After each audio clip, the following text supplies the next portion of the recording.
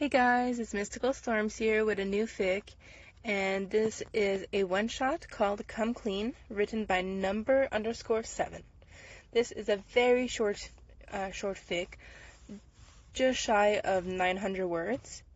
It's just a simple one-shot. I will give a trigger warning of self-harm discussion and talks, but yeah, aside from that, I hope you guys enjoy, and if you do enjoy, please go kudos dfic.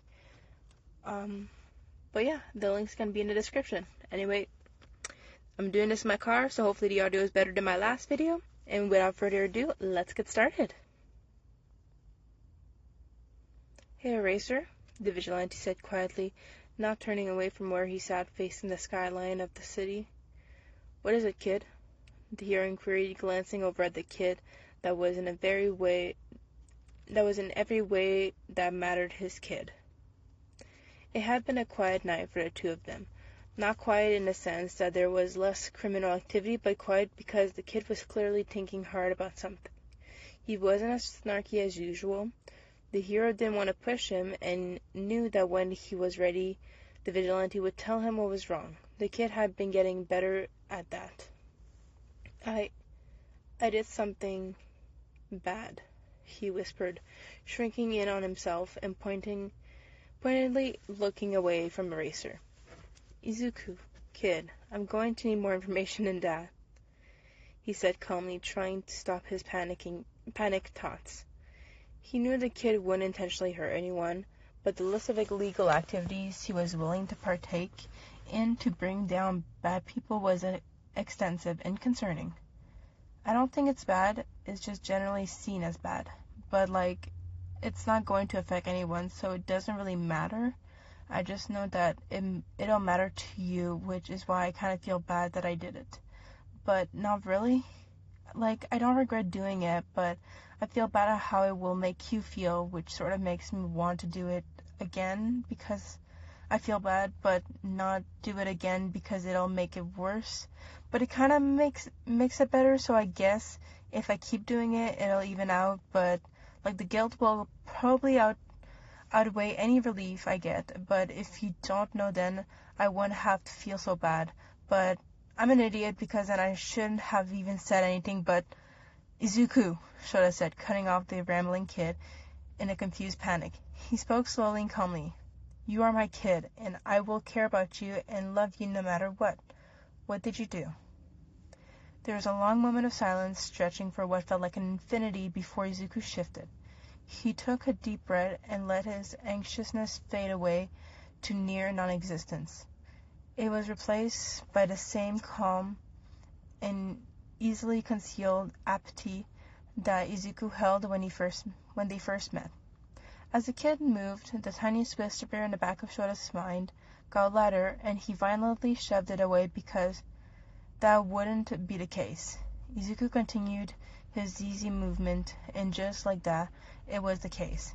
Just like that, the tiny, terrible, dreaded suspicion that Shota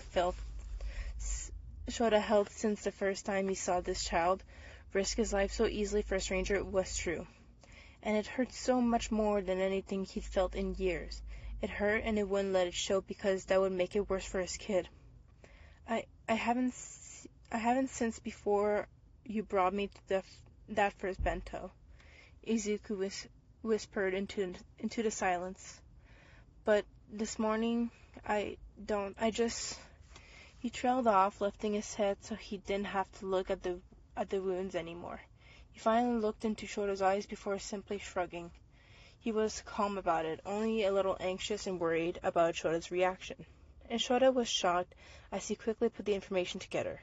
He gave Izuku that first bento 7 months ago. His kid had been clean for 7 months, and here he is, apathical, showing off the deep cuts on his arms. There was clean cuts, straight lines going across the inside of his biceps, surrounding by a dozen faded pink scars. They'd been cleaned up well, and had clearly been bound earlier to help them close faster. There wasn't anything for Shota to do other than stare at the marred skin of his child. He wasn't sure of what he could do to help. He'd been where Izuku was once, and he moved past it before anyone knew. Before they'd been discovered by his best friend, who said nothing of them, although definitely seeing them until Shota was ready. But he was here now to help him. His kid wouldn't have to work through his pain on his own. Shota swore himself that he'd never let his kid be alone like that.